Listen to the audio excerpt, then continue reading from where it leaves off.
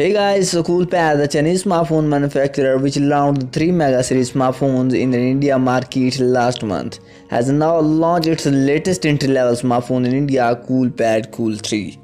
The smartphone is priced at $84 and will be available for purchase through online and offline markets. However, the company has not yet revealed the exact date of availability. The device will be offered in 4 color options: midnight blue, ruby black, ochre and indigo, and teal green. If we coming to the specification of the phone, the handset features a 5.7-inch LCD display with a dewdrop notch. It packs 2 GB of RAM and 16 GB of internal storage and comes with a microSD card for expanding the phone's storage capacity.